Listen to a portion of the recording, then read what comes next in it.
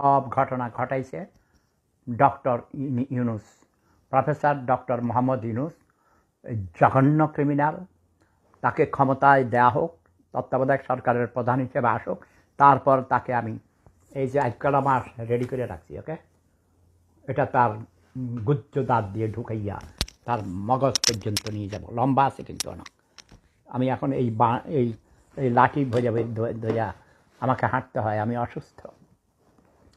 Doctor Mohammad Yunus Sheikh হাসিনাকে প্রথম থেকেই নন কপারেশন করে আসছিল।